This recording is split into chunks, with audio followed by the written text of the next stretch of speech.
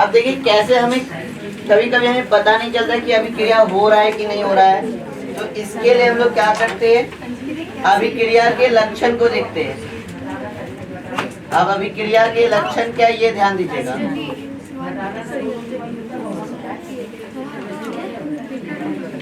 पहला पॉइंट लिखिएगा, पहला पॉइंट लिखिए, ताप या प्रकाश का उत्सर्जन।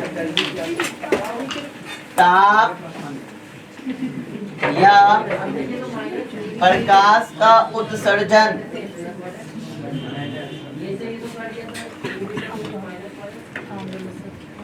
मतलब कुछ ऐसी रासायनिक अभिक्रियाएं होती हैं, कुछ ऐसी रासायनिक अभिक्रियाएं होती है जिससे अभिक्रिया के फलस्वरूप क्या उत्पन्न होता है, ताप या प्रकाश। मतलब रासायनिक अभिक्रिया होगी और रासायनिक अभिक्रिया के होने के बाद जो प्रतिफल बनेगा उस प्रतिफल में आपका क्या उत्पन्न होगा, ताप और प्रकाश। नहीं पढ़ना है दोनों को, काहे गप मार रहे हैं। चलिए दूसरा देखिए, लिखते भी चलिए। पहला आपका क्या उत्पन्न हो रहा है, ताप या प्रकाश। मतलब हमें पता नहीं कि रासायनिक अभिक्रिया हो रहा है या नहीं हो रहा है, लेकिन अगर कहीं पे रासायनिक अभिक्रिया हुआ और ताप और प्रकाश आपका क्या हुआ, उत्सर्जित हुआ, तो हम कह सकते हैं कि यहाँ पे क्या हुआ है, रासायनिक अभिक्रिया हुआ है। दूसरा, अवक्षेप। अवक्षेप का बनना सबके बारे में डिटेल में बताएंगे। अवक्षेप का बनना, कुछ ऐसी रासायनिक अभिक्रियाएं होती है जिसके रासायनिक अभिक्रिया के फल स्वरूप क्या बनता है, अवक्षेप। अवक्षेप क्या मतलब होता है, कुछ ऐसा पदार्थ जो आपके जिस जार में हम लोग अभिक्रिया करते हैं ना, उस जार के तली में आके क्या हो जाता है, बैठ जाता है, तो हम लोग उसे कहते हैं अवक्षेप। तो रासायनिक अभिक्रिया के फलस्वरूप अगर अवक्षेप बन रहा है तो हम कह सकते हैं कि वहाँ पे रासायनिक अभिक्रिया हो रही है। तीसरा पॉइंट लिखिए, गैस की उत्पत्ति। गैस की उत्पत्ति, गैस की उत्पत्ति कुछ ऐसी रासायनिक अभिक्रिया होती है जो अभिक्रिया के फलस्वरूप, जैसे अभिक्रिया हो जाता है आपका किसकी उत्पत्ति होने लगती है, गैस की। तो इससे भी हमें पता चलता है कि रासायनिक अभिक्रिया हुई है या नहीं। अगला पॉइंट, रंग परिवर्तन। रंग परिवर्तन, कुछ ऐसी रासायनिक अभिक्रिया होती है जो रासायनिक अभिक्रिया के फलस्वरूप क्या में परिवर्तन करता है, रंग में परिवर्तन करता है। क्लियर ये चीज। अगला पॉइंट, अवस्था में परिवर्तन। अवस्था में परिवर्तन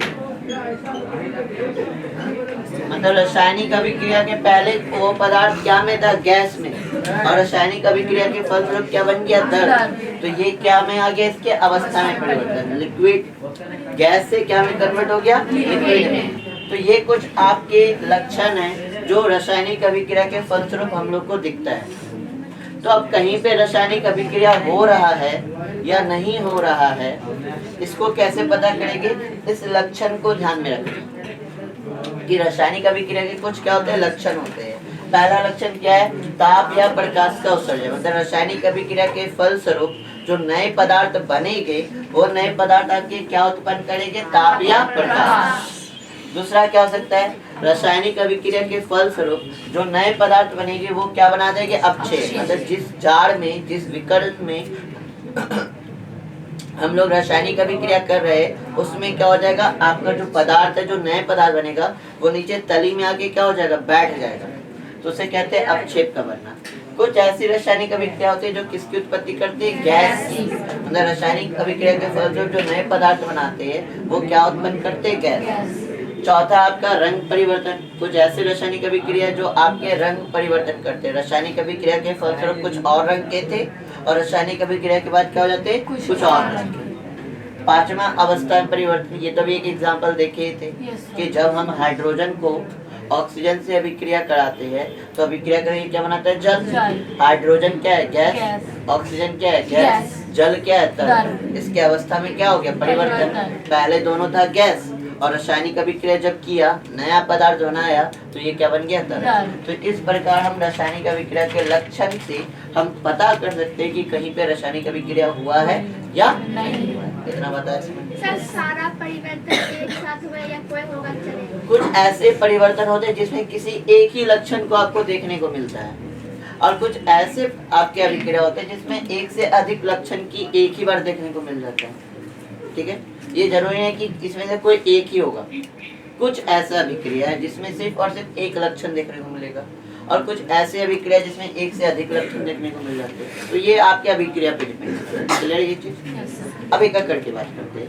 सबसे पहले हम लोग जो बात करेंगे वो बात करेंगे आपके ताप या प्रकाश का उत्सर्जन।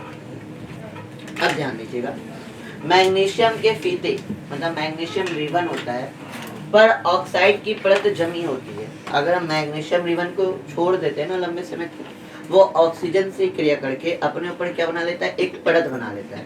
ठीक है, इस परत को हम लोग क्या करते हैं? साफ करने के लिए सरेस कागज से क्या करते हैं? लगड़ते हैं, या सैंड पेपर। सैंड पेपर मतलब जब देखते हो पेंट वेंट करते होगा तो लगड़ता है ना, सैंड पेपर से उसको क्या किया जाता है? लगड़ा जाता है। मैग्नीशियम के फीते को सरेस पत्र से साफ कर बर्नर की लौ में जलाए। मैग्नीशियम चमकदार ज्वाला के साथ जलने लगता है। उसके राख को वाच गिलास में एकत्र करें। देखिए क्या होता है, जैसे मैग्नीशियम ऑक्सीजन के संपर्क में आता है, जैसे मैग्नीशियम किसके संपर्क में आता है? ऑक्सीजन के संपर्क में, ये क्या बनाता है? Magnesium oxide. ये क्या बना लेता है? मैग्नीशियम ऑक्साइड बना लेता है। अब जैसे मैग्नीशियम की इस रिबन को आप किसी जलते लौ के पास लेके जाए, मतलब हम गैस के बर्नर से उसको क्या कर दिए? जला दिए। जैसे जलाइएगा तो मैग्नीशियम रिबन आपका कैसे जलता है? आपका व्हाइट कलर का चमकीला, आपका जैसे छुरछुरी वगैरह जला है ना, उसी प्रकार ये जलता है। व्हाइट कलर का आपका प्रकाश देता है। ठीक है, एक तो दे रहा है प्रकाश, साथ ही साथ जल रहा है तो क्या देगा? आपका ताप भी तो देगा, उससे हीट भी तो निकलेगा। तो ये था आपका पहला। दूसरा अपक्षेप। अपक्षेप कैसे समझते हैं? जब हम लोग सिल्वर नाइट्रेट के विलयन में सोडियम क्लोराइड का विलयन डालते हैं, ठीक है, या उल्टा भी कह सकते हैं, सोडियम क्लोराइड के विलयन में किसको डालते हैं? Silver nitrate. Ag है सिल्वर, NO3 है नाइट्रेट, ये सब नाइट में पढ़े हैं। और Na है सोडियम और Cl है क्लोरीन, तो सोडियम क्लोराइड। सिल्वर नाइट्रेट के विलयन में जो सोडियम क्लोराइड डालते हैं तो क्या बनाता है? सिल्वर क्लोराइड बनाता है। और क्या आपका साथ बनाता है? Sodium nitrate. तो ये जो सिल्वर क्लोराइड है ये अपक्षेप के रूप में विलयन से क्या हो जाता है? अलग हो जाता है, और नीचे पेंदी में जाके क्या हो जाता है? बैठ जाता है। तो कुछ ऐसी अभिक्रिया जिसमें क्या का बनता है? अपक्षेप बनता है। गैस की उत्पत्ति। अब गैस की उत्पत्ति, जब जिंक को सल्फ्यूरिक एसिड में डाला जाता है, क्यों होता है, कैसे होता है, ये आने वाले क्लास में हम लोग सीखेंगे। सिर्फ अभी आपको याद बात नहीं करना है, सिर्फ हम बताएंगे कि क्या हो रहा है। आने वाले क्लास में सब दिखेंगे कि अभिक्रिया कैसे हो रही है। ठीक है, जब जिंक को सल्फ्यूरिक एसिड में डाला जाता है तो बना लेता है जिंक सल्फेट, ZnSO4, और हाइड्रोजन गैस को क्या करता है? मुक्त करता है। तो कुछ ऐसी रासायनिक अभिक्रिया जिसमें क्या क्या की उत्पत्ति होती है? गैस की। और यहाँ पे गैस कौन सा उत्पत्ति हो रहा है? हाइड्रोजन। अब क्वेश्चन ये उठता है कि सर हाइड्रोजन गैस की मौजूदगी कैसे पता किया जाए? एक क्वेश्चन ये भी आता है कि प्रयोग द्वारा बताए कि हाइड्रोजन गैस की उपस्थिति को कैसे दर्शाया जा सकता है। तो जहाँ कहीं भी हाइड्रोजन गैस निकलता है तो हाइड्रोजन गैस ना बहुत ही ज्वलनशील होता है। हम बैलून में हाइड्रोजन गैस भी भर सकते हैं, बट हम लोग कौन सा गैस भरते हैं बैलून में? गुब्बारों में हीलियम। हाइड्रोजन गैस भी हमारा हल्का है, हीलियम भी हल्का है, बट हम लोग प्रीफेयर किसको करते हैं? हीलियम को, क्योंकि हीलियम क्या अक्रिय गैस है, वो किसी से क्रिया नहीं करता। बट हाइड्रोजन जो है वो क्या करता है? आपका जो ज्वलन, मतलब कहीं पे भी आग वाग रहेगा ना, उसके पास लाएगा ना, तो ये क्या करेगा? धमाका दे देगा। अगर बहुत बड़ा बैलून है और उसमें बहुत सारा हाइड्रोजन गैस है तो कहीं पे भी ज्वाला है, कहीं पे आग है या गर्म चीज़ है, तो हाइड्रोजन गैस क्या करेगा? उसके साथ रिएक्ट करेगा और क्या करेगा? ब्लास्ट कर जाएगा। तो हाइड्रोजन क्या होता है? ज्वलनशील होता है। इसलिए हम लोग प्रीफेयर क्या करते हैं? बैलून में हमने हीलियम गैस डालते हैं। तो हाइड्रोजन गैस की उपस्थिति कैसे पता किया जाए? तो जहाँ भी आप अभिक्रिया कर रहे हैं, जैसे हमने जिंक का हाइड्रोजन सल्फेट के साथ अभिक्रिया कर रहे हैं, तो क्या बनाया, जिंक सल्फेट और हाइड्रोजन। तो जहाँ कहीं भी हाइड्रोजन गैस निकल रहा होगा उस नली से, जिस नली में हम लोग क्या कर रहे हैं, जांच कर रहे हैं, उस नली के पास माचिस की एक तिल्ली लेके आएंगे, जला हुआ माचिस का एक तिल्ली लेके आएंगे। जैसे माचिस का तिल्ली लेके आएंगे, अगर वहाँ से हाइड्रोजन गैस निकल रहा होगा तो वो वहाँ पे आवाज क्या करेगा, फट फट का आवाज करेगा। जैसे पटाखा फोड़ता है तो कैसे आवाज करता है, वैसे ये भी क्या करने लगेगा, आवाज करने लगेगा। अगर ऐसा आवाज आ रहा है तो उस नली से कैसा गैस निकल रहा है, हाइड्रोजन गैस। क्लियर है ये चीज। अब रंग में परिवर्तन। रंग में परिवर्तन देखिए, कुछ ऐसी रासायनिक अभिक्रिया है जिसमें रंग में परिवर्तन होता है। जैसे आप इसका घर पे भी प्रयोग कर सकते हैं। आप क्या कीजिए, हल्दी पाउडर ले लीजिए, हल्दी पाउडर ले लिए थोड़ा सा 1 चम्मच, और उसमें हल्दी पाउडर का रंग क्या है, येलो। उसमें थोड़ा सा क्या कीजिए, सरफ का पानी ला के डाल दीजिए, वो क्या हो जाता है, रेड कलर में कन्वर्ट हो जाता है। तो कुछ ऐसी अभिक्रिया जो अभिक्रिया के फलस्वरूप क्या करते हैं, अपने रंग का परिवर्तन भी करते हैं। क्लियर है ये चीज। अवस्था में, ये तो सबसे ही चीज, अवस्था में परिवर्तन समझ ही रहे। अवस्था में परिवर्तन का मतलब रासायनिक अभिक्रिया के फलस्वरूप उसकी अवस्था कुछ और होगी, और रासायनिक अभिक्रिया के बाद उसकी अवस्था क्या हो जाएगी, कुछ और। क्लियर है ये चीज, पांचों चीज क्लियर। अब ताप से रिलेटेड हम 2 चीज और बताएंगे। अगला पॉइंट ये क्लियर है ना सबको? Yes sir. अभिक्रिया के लक्षण सबका क्लियर है। चलिए अब ताप से रिलेटेड हम 2 चीज और बताते हैं। देख, कुछ ऐसी अभिक्रिया है ना जो ताप को, जो ऊर्जा को उत्सर्जित करती है, मतलब ऊर्जा को निकालती है, और कुछ ऐसी अभिक्रिया है जो ऊर्जा को क्या करती है, अपशोषित करती है, मतलब अपने अंदर क्या कर लेती है, ग्रहण कर लेती है। ठीक है, तो इस बेसिस पे, ताप के बेसिस पे, ऊर्जा के बेसिस पे हम 2 अभिक्रिया के बारे में पढ़ेंगे। एक पढ़ेंगे ऊष्माक्षेपी अभिक्रिया, ऊष्माक्षेपी अभिक्रिया, और एक पढ़ेंगे हम लोग ऊष्माशोषी अभिक्रिया।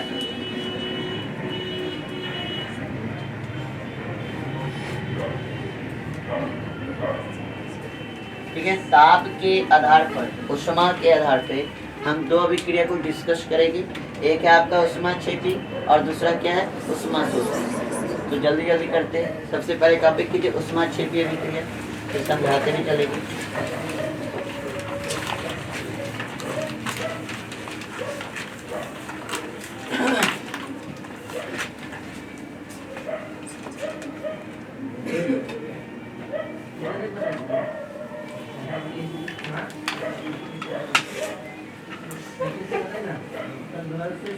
हो गया। देखिए वैसी रासायनिक अभिक्रिया, वैसी रासायनिक अभिक्रिया जिसमें, वैसी रासायनिक अभिक्रिया जिसमें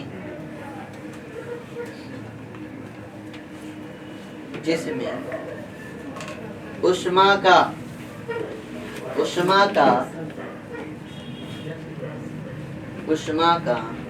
उत्सर्जन होता है, जिसमें ऊष्मा का उत्सर्जन होता है।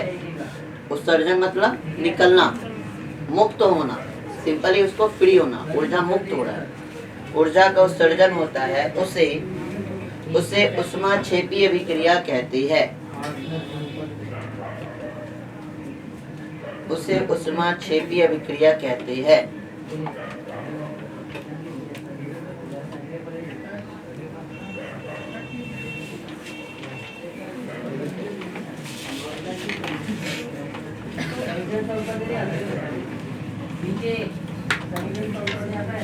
इसका एग्जांपल लिख लीजिए। देखिए क्या हो रहा है, पहले समझते हैं। ऊष्माक्षेपी में क्या हो रहा है, वैसी रासायनिक अभिक्रिया जिसमें ऊष्मा का उत्सर्जन, उत्सर्जन मतलब मुक्त होना, ऊष्मा का निकलना, ये क्या कहलाती है, ऊष्माक्षेपी अभिक्रिया। क्लियर है ये चीज। अब इसको फील देखिए, सबने देखा होगा, घर में चूना वूना सबके यहाँ पड़ता है। आप चूना क्या करते हैं, लाते हैं, उसमें पानी डालते हैं, जैसे पानी डालते हैं वो खदकने लगता है। या आप इस बार ऑब्जर्व कीजिएगा, जब भी कभी हो ऐसा, तो जिस भी बर्तन में कर रहे हैं उस बर्तन को छू लीजिएगा, वो भी आपका ठंडा होगा। डाल दिए चूना, उसमें डाले पानी, 5 मिनट या 10 मिनट के बाद जाकर छूइएगा बर्तन में आपका टेम्परेचर क्या हो जाएगा, बढ़ जाएगा। मतलब क्या हो रहा है, उष्मा का उत्सर्जन हो रहा है। तो ये अभिक्रिया क्या कहलाएगी, उष्माक्षेपी।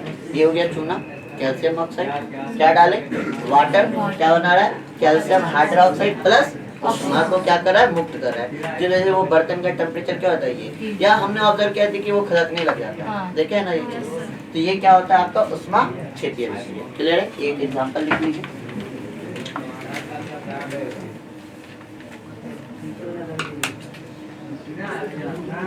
यहीं तक रहने देते, कल उष्मा शोषी पे बात करेंगे क्योंकि टाइम बहुत ज्यादा हो गया। यहाँ तक किन्हीं बच्चे को कोई डाउट है तो पूछ लीजिए, कल हम किसी से भी कुछ भी पूछेंगे। यहाँ तक का रिवीजन करके आइएगा, फेयर बना के आइए रखिएगा, नोट साथ ही साथ चलना है, कल इसके आगे बढ़ेंगे, ठीक है। सर वो जो गर्म हो जाता है फिर बाद में ठंडा हो हाँ होगा, ठंडा होगा ही, जैसे अभिक्रिया आपका शांत हो जाएगा, ये वापस से